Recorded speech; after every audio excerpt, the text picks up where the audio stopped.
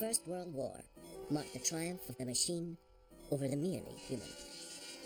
The high explosives, the machine guns, the tanks and planes exposed the fallibility of humanity just as much as the folly of war had done. When the war ended, people wanted to become more machine-like. Houses became machines for living. Writers became engineers of the human soul. Chorus lines were fine-tuned like precision instruments. And the rich and famous took on the sheen and style of sleek sports cars. He makes people look as though their faces are made of aluminium. You know, they become these sort of super people, sort of sleek and metallic. In the age of the machine, photography was seen as a machine-like process, manufacturing objective truths, purged of subjectivity and emotion. I am a camera with its shutter open, quite passive, recording, not thinking. Photography also became an organ of propaganda, exploiting new technologies and techniques to reveal the shape of things to come. This is the bit that's really fantastic. You have this amazing fold-out origami style. Our dear friend Stalin, of course. But when the high hopes of the machine age collided with the brutal political realities of the day, photographers were confronted with the human cost of the utopias being proposed. Sand is a photographer who makes you pensive. And that's what the Nazis couldn't stand about it. And it was only by drawing on its past that photography would find its future. Not as a tool that made humans more machine-like, but as a medium that in troubled times documented what it meant to be human. I sometimes feel that this woman is saying to me, there's nothing you can do to help me. There's nothing you can do.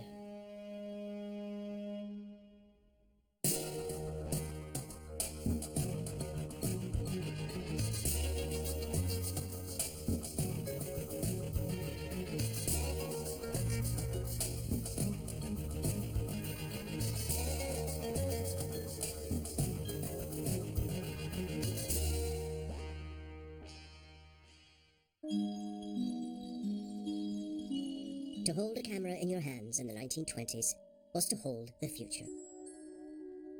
The photographer Bernie Sabat felt the camera made her the contemporary being par excellence. Writer James Agee called the camera the central instrument of our time. Hungarian artist Laszlo Moholy Nagy believed the camera offered a new vision that would spark a 20th century renaissance. Anyone who fails to understand photography, he said, will be one of the illiterates of the future. The 1920s was perhaps the decade of the most intense debates as to what photography is for.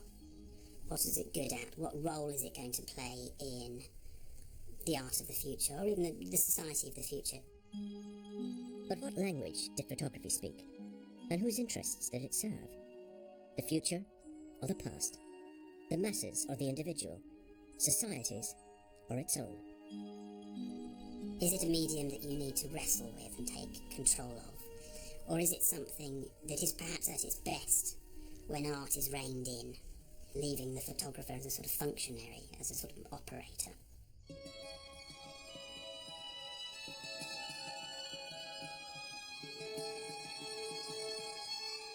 In Germany, a nation struggling with the trauma and chaos of defeat, photography offered clarity, rationality, and order. One of the surprise bestsellers of 1925 was Karl Blossfeldt's Art Forms of Nature, which revealed in ravishing detail the precision engineering that underpinned the vegetable world.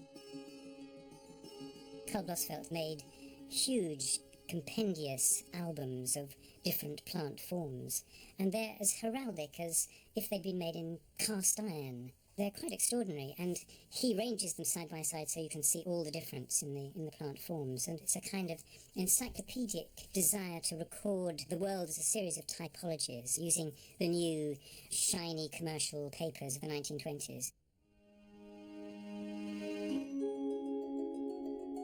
The potential for making systematic and accurate records of places, people, and things had been one of photography's trump cards from the outset. The first typology, Anna Atkins' Catalogue of Algae, appeared just 4 years after the medium's invention. Within a decade, photography was being used to record pond life of another kind, the criminal underworld, catalogued by police mugshots.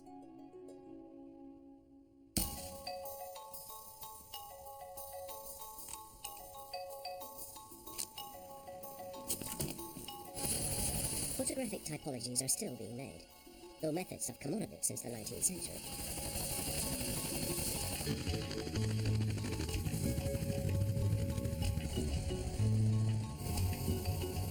Photographer Donovan Wiley spent a year photographing the British Army watchtowers that once dominated the hilltops of Northern Ireland's Bandit country in County Armagh.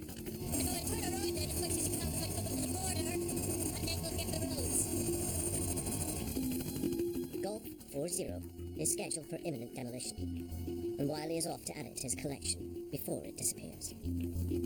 The thing about typology is that it's about comparisons. You only can get to know something if you can compare it against something else. Wiley goes to enormous lengths to document the watchtowers in the same lighting conditions, with the same framing, and from the same point of view. Which is where the Army helicopter comes in handy. When you photograph something from an elevated height, it's a direct route to the object. The photographer's sort of removed from it. All that filter's gone. And with the towers, I realized that what I needed to do was photograph them systematically at exactly the eye level with which they are at. So if they're 300 meters up, I need to be 300 meters up, looking at them dead straight. Now, that was a long process because you have to work with pilots, you have to try to make them understand. They always think you're insane. And, why does it have to be so precise?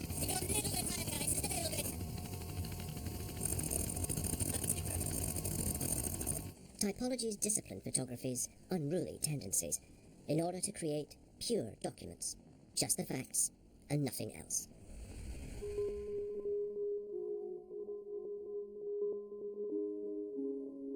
Burnt and Hiller Bescher have been applying these methods to their chosen subjects for nearly 50 years. Blast furnaces, water towers, and the other bizarre creatures of the industrial landscape. It's like in zoology, you have the shape of a goat, but there are different kinds of goats. And then you are surprised yourself because you find things that you didn't expect. For instance, you have a binding tower, it has the shape of an A, but this A is different every time.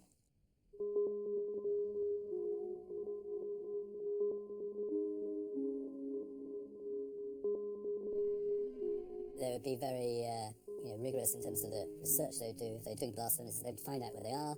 They'd wait for the light to be, clear, but without sunshine. Traditionally, in the pictorial sense, people always think, oh, it's a sunny day, it's a nice day, let's go and take photographs. And in fact, you can see clearer, if you like, without the emotion of shadows and sunlight.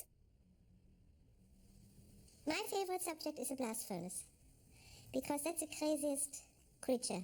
It has no similarities with anything else. They look like animals, very strange animals. Animals that you have never seen before. Maybe they come close to octopuses.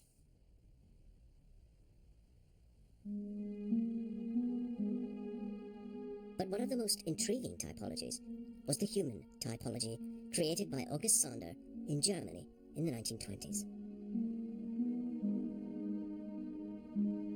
Sander was a commercial portrait photographer who had been working since the turn of the century, using old-fashioned glass plate negatives. But in 1929, he staked his claim as a modernist when he published a selection of his portraits under the all-encompassing title, The Face of the Times.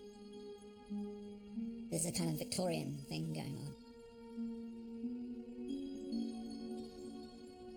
This kind of collector, this obsessive collector, how he took people and fitted them into a frame, rather like, an entomologist would take butterflies and prick them out inside a glass box and stare at them.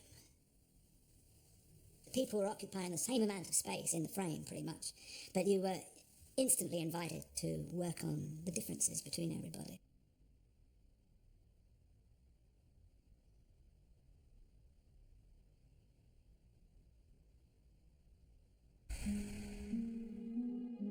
Saunders' human typology used a system of categorization based on 7 social types. For example, you have the grouping of the farmers, and then you have the subtitles, the young farmers,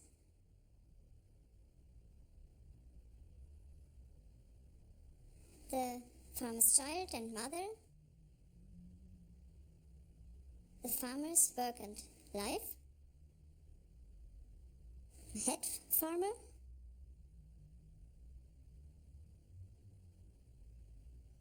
and the sport. For all its apparent rigor, there's an oddball quirkiness to Saunders' system. There could well be farm workers who box in their spare time or something. Yeah.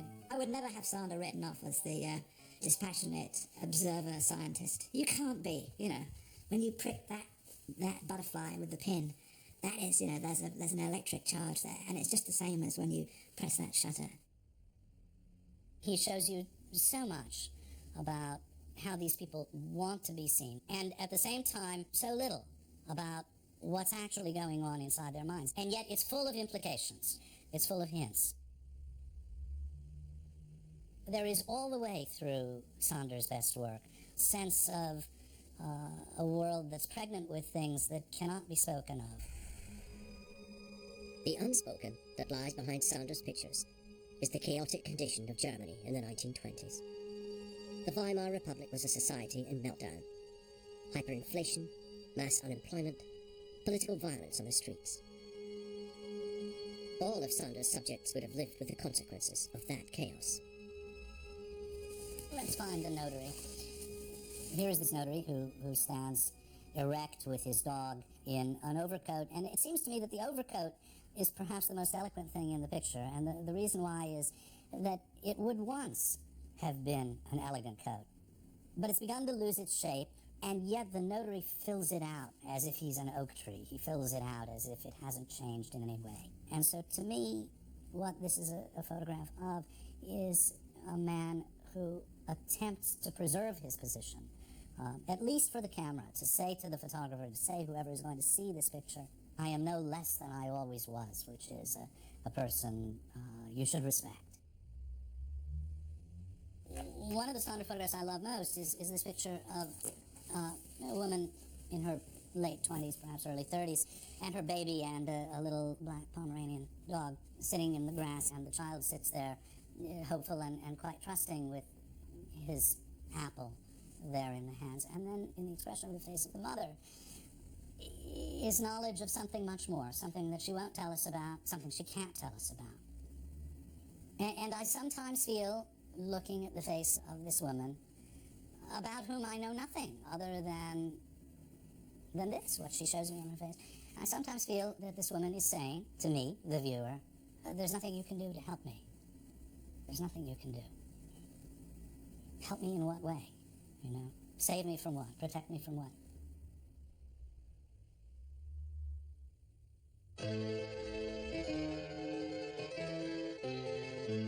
In the Soviet Union, the realities were of another kind. The revolutionary realities of a new society. For the artist Alexander Rodchenko, this was an opportunity to be embraced. When the Bolsheviks came to power, he had declared painting to be dead, and had turned instead to photography. Modern, objective, apparently free from the taint of bourgeois subjectivity, photography showed that artists could play their part in the dictatorship of the proletariat.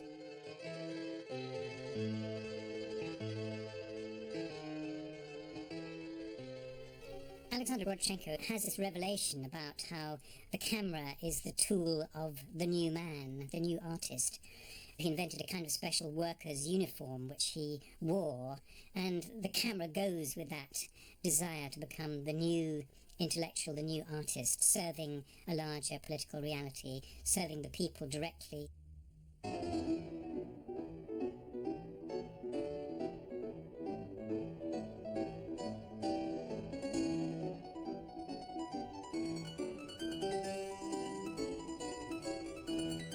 But Rodchenko wasn't content with traditional approaches to photography. A new society demanded new ways of seeing. Fortunately, a new means of production had become available. Compact, handheld, lightweight cameras, like the legendary Leica. In the Soviet Union, the still photographers are using the new Leica camera and using it with incomparable freedom, with the freedom that that camera proposed, because it is so light. And you can use it to photograph upwards, downwards, sideways. It's suddenly you're freed from the tripod and you can photograph in any direction. So suddenly social life becomes fluid, as it were. It becomes revolutionary. Rodchenko wrote about the need to reject what he called belly button photography. He didn't mean photography of belly buttons, but that most sort of amateur cameras are held at waist level with a viewfinder where you look down, and so the entire world is seen from this view. The alternative to belly button photography was to try to make very apparent that you're photographing the world differently, so that the viewer would be encouraged to take part in a sort of revolution of perception, literally. Radical photographic style was combined with cutting-edge graphics in a magazine called USSR in Construction. Designed by Rodchenko, it was a showcase of political propaganda glorifying the achievements of the Soviet system. So this is the famous parachute, and this is the bit that's really fantastic.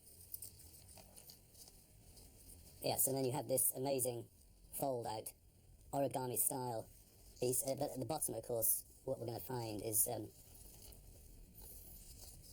our dear friend Stalin, of course. This is not the deluxe edition, this is the sort of ordinary edition, because in the deluxe one, this is physically a cloth or a paper parachute that sticks out, even more dramatic than this. But it's still pretty good.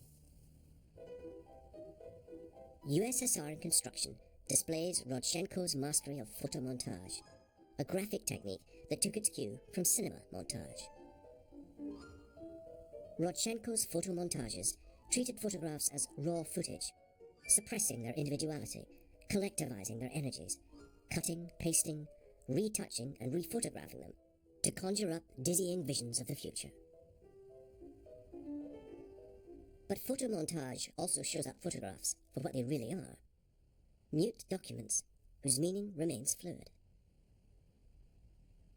There is in photography something quite radically open in terms of the meaning of an image.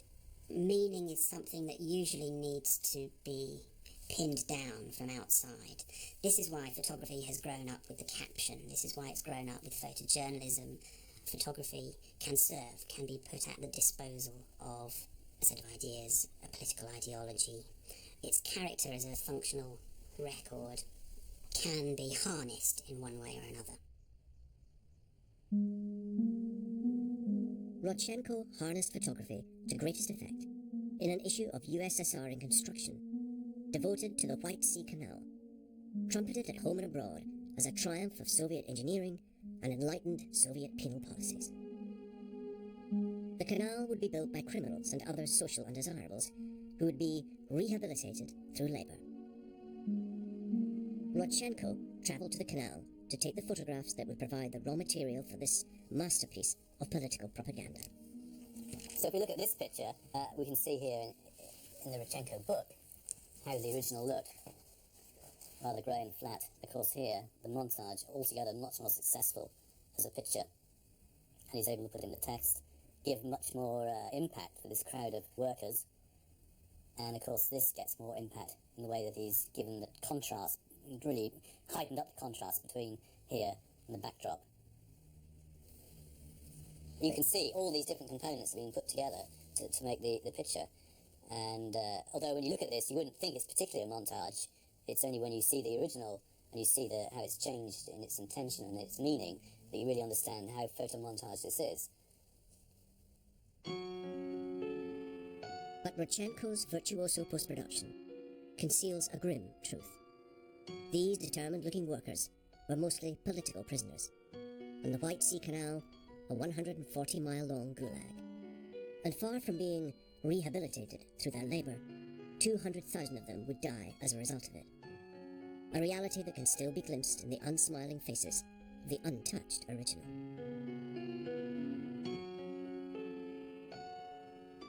It's not clear how much Rodchenko knew about the realities of the White Sea Canal. But a snapshot of his daughter, Vavara, taken around this time, suggests he knew all about the ambiguities of the camera's all-seeing eye. She is shot from above, and so she's looking up, covering her eyes, squinting up at the sun, and then looming above her is the dark shadow of her father, Rodchenko, with the camera. And yet all we see of him is this black shadow that's indistinct. So there's both the mastery of vision and blindness, and the same thing with the little girl, that she's covering one eye as if she can't see, and yet she is being seen in such total clarity in the sunlight. And it just seems to be about the camera itself as this possibility of blindness and insight, of amplified human vision, and always the inability to see.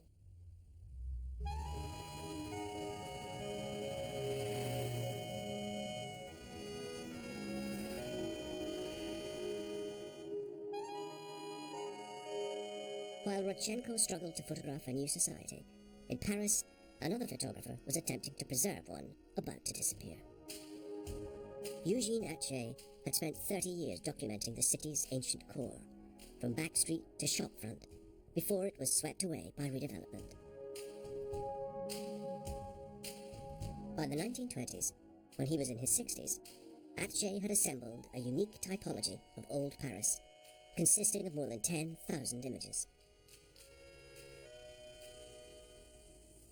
This picture is probably one of my favorite pictures of Atget because of the construction of the image, very almost geometric, almost abstract. And there are a few very small little persons in the windows. But he took the picture. One of the reasons is because this place was going to be destroyed. And it's not often that he writes things like that on the back of his pictures. But here it is written, va disparaître, is going to disappear.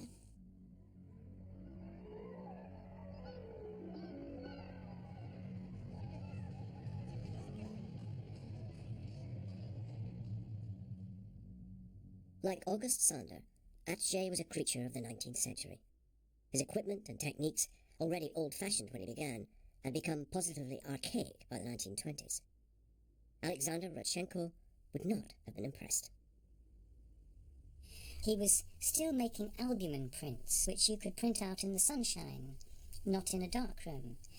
Albumen prints came in 1851, and he was still using them in the 1920s. I mean, this is absurd.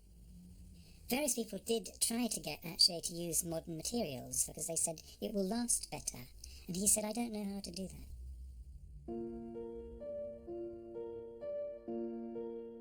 He may have been behind the times, but Atget was still a commercial photographer. Outside his studio in Montparnasse, a sign offered documents for artists, reference material for illustrations and cartoons. But however modest their intended purpose, Atget's documents achieved something far greater. Nom de travail, the maker of documents, was an accurate description of the thing he did. He produced a document. A photograph is a document. It's the first gathering of bits of data on a plane that everybody could look at and see the same objects in. But Atget's documents were much more personal. Atget, to me, is our Mozart. He is the single greatest artist of photography. That's a clear definition for me. He stands head and shoulders above everybody else.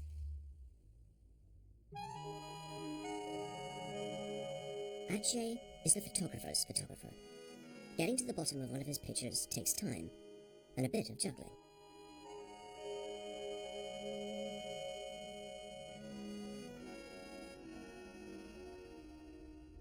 I decided once to sit with it and really look at it because I wanted to know why he made this picture. And as I looked at it, I did that thing that I often do with Atget, which is to turn it upside down. And when I turned it upside down, I suddenly saw this white strip. It's probably a chimney flue that had been torn down, and the chimney flue was joined with the building backing it, and they've now cemented it up, and it's fresh. And on this street, this uninteresting, ordinary street, Atget found that comment of this white zipper, zip, running right up the middle of the building. And he makes his picture based on this little piece of flimsy marking.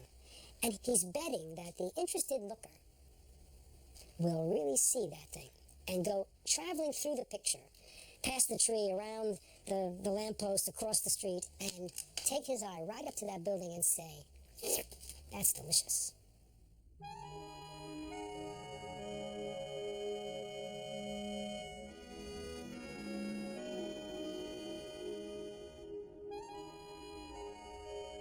As he works during his long career, he notices these things going on. Dusk and early morning light and mist and sunlight crashing in from unexpected places. But it's only towards the end that he gives himself up to these accidents or these undocumentary possibilities of photography. So he does become much more of a poet then. You know, he's constantly photographing things that are not sort of ordinary documentary photography. You know, there's a huge tree right in front of the nominal subject, like Notre Dame Cathedral. It's really a huge tree and bits of Notre Dame Cathedral behind. And the tree is very black, and the cathedral is very sort of pale and grey. So you could read it as the power of nature against this great efflorescence of architecture. They still are documents, but they're documents of a different range of reality.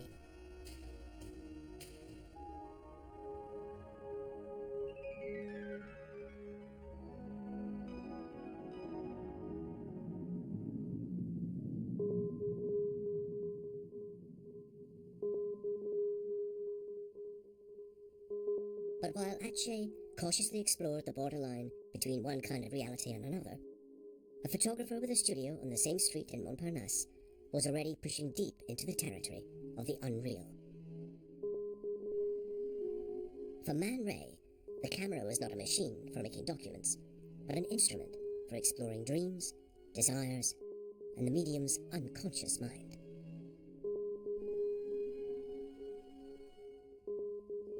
He was such a natural maverick in the photographic medium that he almost effortlessly discovered all these ways to be a photographer that no one had thought of before, and they were so perfectly in tune with the moment of Dadaism and Surrealism.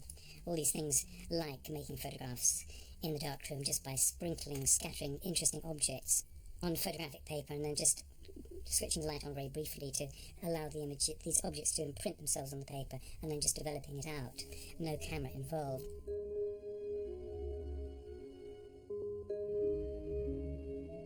He discovers this solarization process inadvertently in the late 1920s, and he makes people look as though their faces are made of aluminium. They become sort of sleek and metallic as those mascots on the front of rather swished fast cars. They become these super people, also slightly inhuman, slightly robotic.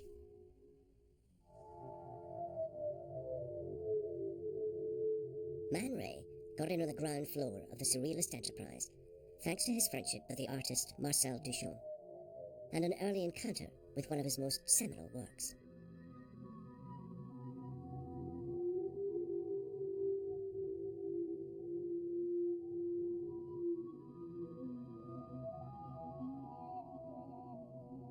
Duchamp had left dust to gather on a sheet of glass on which he'd drawn various lines in lead. And this was a stage, one of very many stages in the production of what became Duchamp's famous work, his magnum opus, The Large Glass.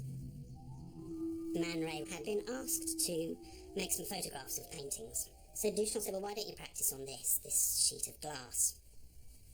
Man Ray was using quite slow film on a large plate camera, very small aperture, that they open the shutter, go for lunch, come back, close the shutter, and Man Ray processes the film that night and he says the negative was perfect.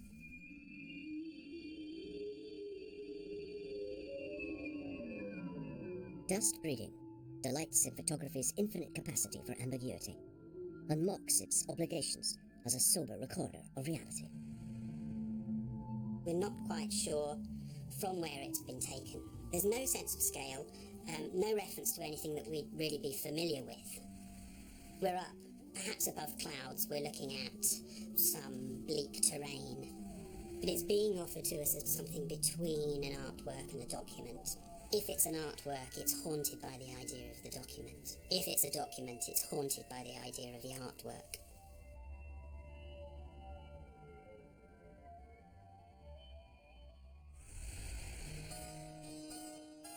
In 1926, the surrealist and the maker of documents met, an encounter between photography's past and present, which would have a profound influence on its future. Man Ray is the person who discovers Eugene Atget. They lived in the same street, so he didn't have far to go to find this old man who was then in his late 60s. Man Ray bought about 50 of Atget's photographs and sparked something of a fashion for Atget's work in avant-garde circles in Paris. The Surrealists were interested in the idea of found objects. A found object was something that you would come across, any sort of everyday object, whether it was mysterious or very familiar, and taken out of context, found out of context, it would somehow appear very strange and could disrupt your mental state or your psychic state, and thereby sort of project you into another consciousness or another understanding. Old photographs were terrific found objects for the Surrealists, full of people and things that nobody knew about. Nobody knew what they were or who they were. Atget himself, with his archaic equipment and techniques, was a kind of living, breathing, found object, which is how Bernie Sabat, a young American photographer and one of Man Ray's many assistants, pictured him when she took his portrait in 1927. He came unusually elegant compared to what she was used to see him, and he had a big coat, and so there's one portrait when he's standing, one when he's seated in front of her, and then one in profile. This one is the one in profile, and that's the one she preferred. I think that in a way she liked it because he looked like an old man, and for me that's part of the myth that she has built a little bit. That Atget was an old, poor photographer selling his pictures for nothing. I guess part of the greatness of Atget is his utility to all kinds of photographers. He's capable of recognizing the great broth of details that the world offers at any given moment, the hard fact of it, and yet the elusive nature of details. The elusive lends itself towards the Surrealists, and the factuality lends itself towards those who are, deeply connected to all the minutiae of life. The world's least likely surrealist died a few months after his discovery. By then, his documents had been appropriated by Europe's avant-garde. In 1929, they were shown alongside works by Man Ray and others at the influential film and photo show held in Stuttgart. 29 was a phenomenal year for photography. You had the famous film and photo exhibition, which I'll show you the catalogue for. So it was really like a defining moment, the statement, really, about where photography had gone. Who have we got in there?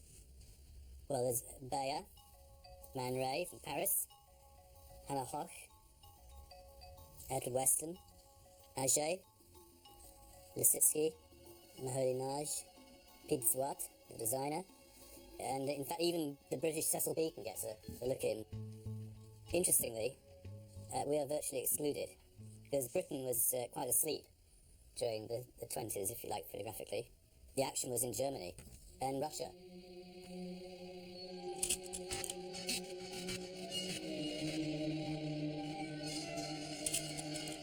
But in Russia and Germany, the action was about to take a sinister turn. Stalin's Great Terror, unleashed in 1934, had created a Legion of the Damned. Heroes of the Soviet Union now declared enemies of the people. First, they were liquidated, then removed from history. Propaganda publications had to be kept up to date, as arrest followed arrest.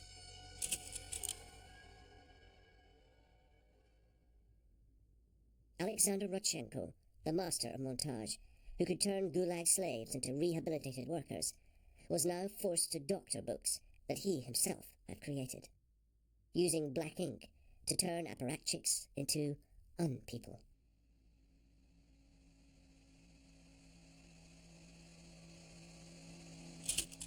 These were the photographs that Rodchenko had been commissioned to make, and the book that he'd been commissioned to make, and that he had been forced, either actively or passively, to destroy. It becomes a diary of repainting, of obliteration, of destroying your work by adding to it.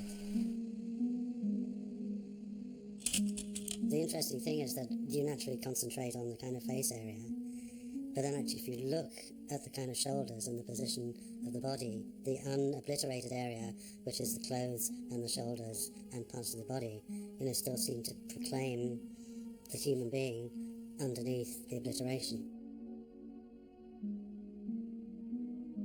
In Germany, humanity was facing obliteration of another kind.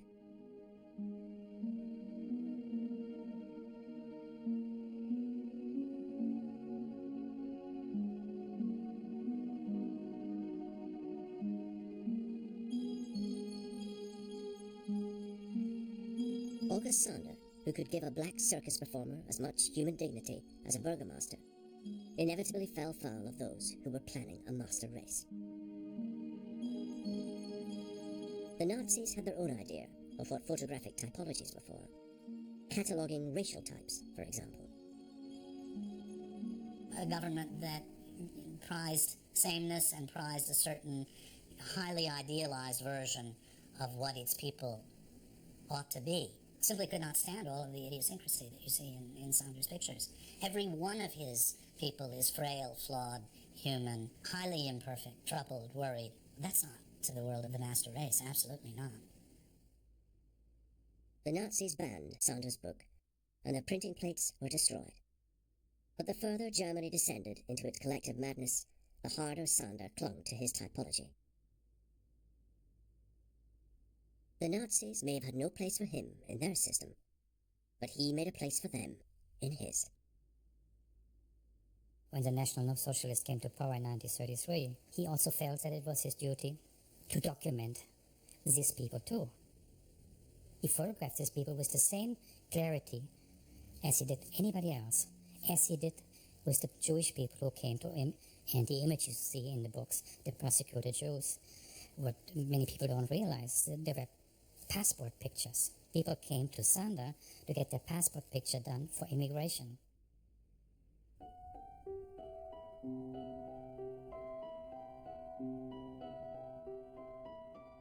So this is 1938, and this is Persecuted Man.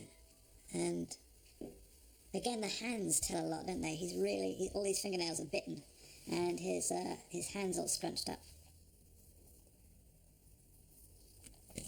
And then his son. It takes a while, to decode, to find that this is his son Eric, but there he is. Sander's son Eric was a communist. When he was arrested in 1934, Sander arranged to have his photograph taken in his prison cell. He died, still a prisoner, 10 years later. Sander photographed his death mask. It appears in the category called The Last People.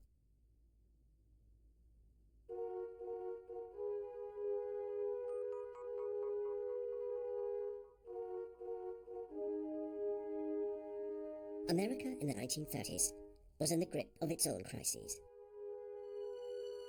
Walker Evans, one of the greatest photographers of the era, used his camera to lay them bare.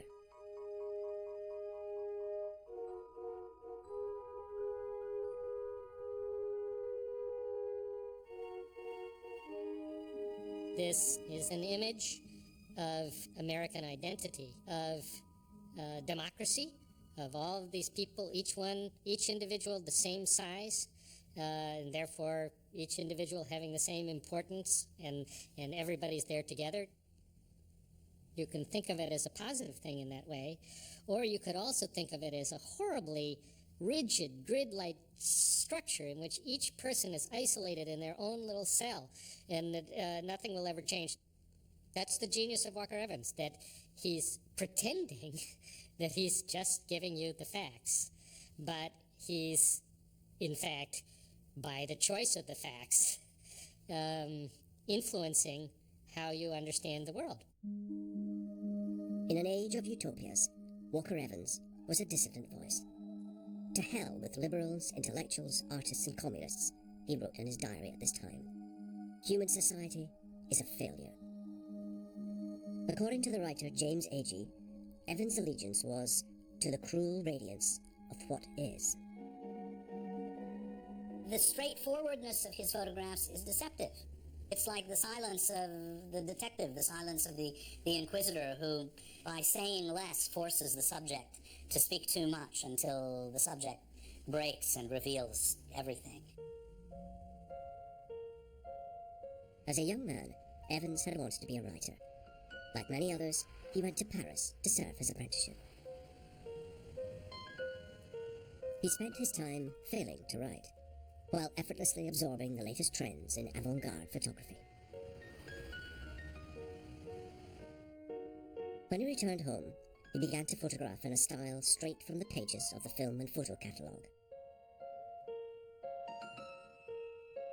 But he found his own distinctive voice thanks to an old master, Eugene Atget, 5,000 of whose negatives had been brought over to America by Bernie Sabat. When he saw this work, Evans put aside his handheld camera and began working, like Atget, with an old-fashioned large-format view camera. It slowed him down, but made him look more closely. If we try to understand what Walker Evans took from Atget, it would have been an understanding of how the object, the things people make, how those things are immensely evocative of the lives of the people to whom they're attached. All the way through Atget, every tablecloth, every pillow, every pair of shoes is its owner. And Evans saw this and extended it directly into his own work.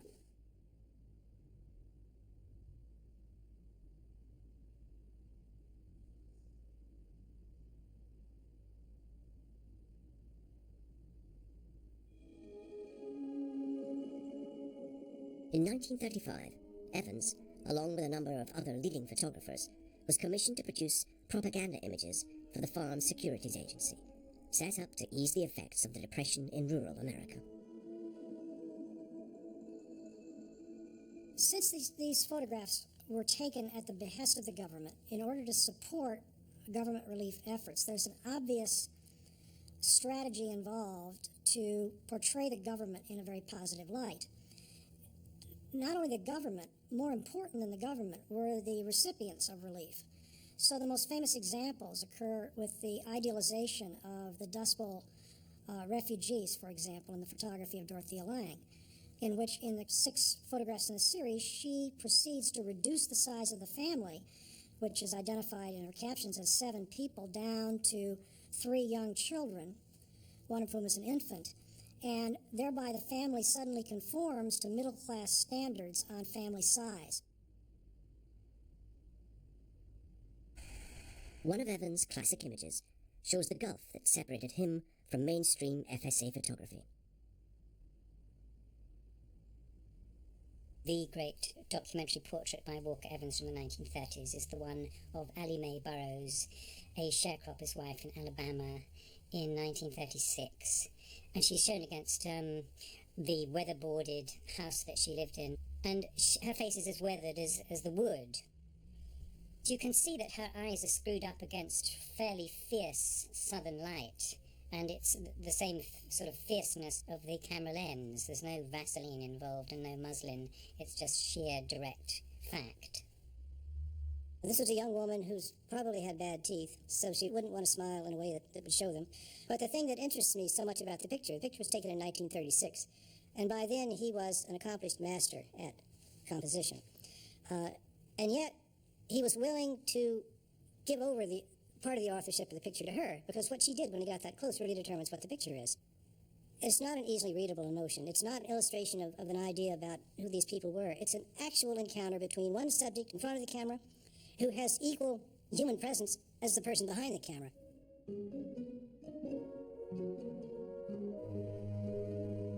But though he aspired to the directness of an Atget or a Sander, Evans' understanding of documentary photography was more complex.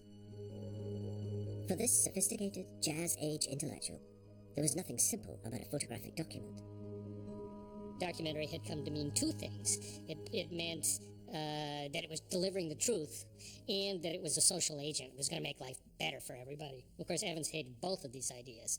And the reason why he kept insisting on calling it documentary style or documentary aesthetic was precisely to make the point that it just looks like the facts. It isn't objective.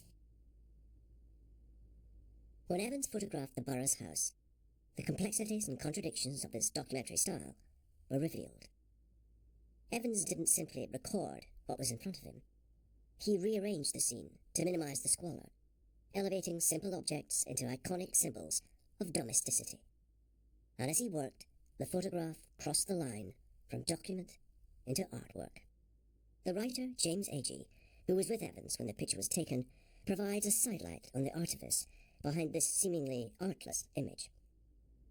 I think one of the most stunning quotes in all of Agee's work is when he says that the woman of this household told him, "I hate this house so bad.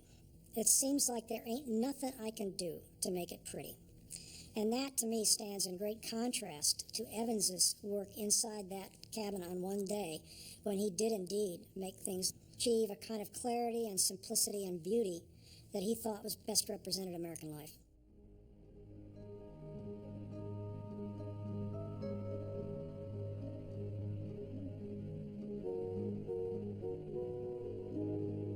But though Evans readily molded reality to fit his personal vision, he couldn't make that vision conform to the propaganda requirements of the FSA. In 1937, he was sacked.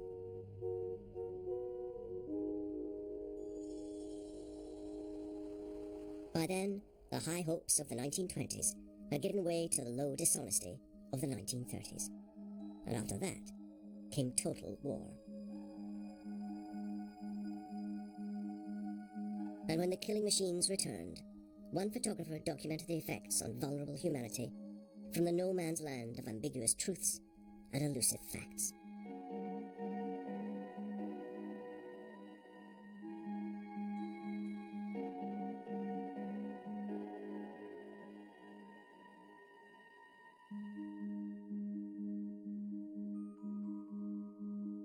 For British photographer Bill Brandt, coupling close observation with unabashed artifice was second nature.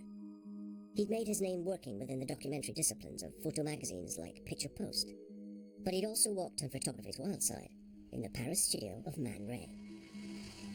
Late in life, Brandt and Man Ray were reintroduced to each other, and Man Ray at some point asked Bill Brandt what he'd learnt while he worked as his assistant. And Branson said, "Well, not very much while you were actually present, but you went out so much that I used to rifle through your drawers, and I learnt a great deal while you weren't in the studio." What he did learn from Man Ray, the surrealist pleasure in quirky juxtaposition, but also in understanding that a picture can be like a sculpture, that it can represent nothing more than the artist's desire to represent something. I think that there's more directing in these pictures than one imagines. They're not straight reports, and certainly we know from one or two of them where there are variant images.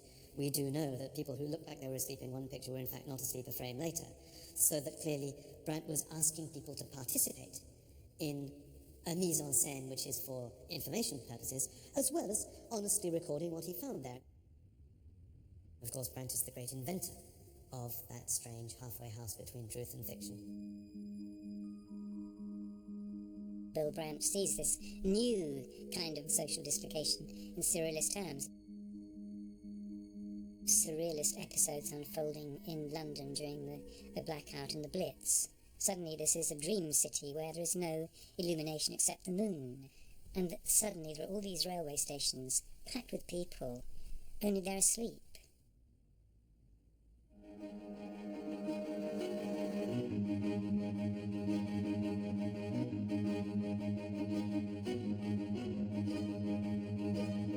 In an age of machines and machine-like ideologies, photography had found its own future by reaching back into its 19th century past. And by preserving the human in inhuman times, photography had apparently proved that it was a humanistic rather than a mechanistic medium. A claim that would be tested in the years that lay immediately ahead.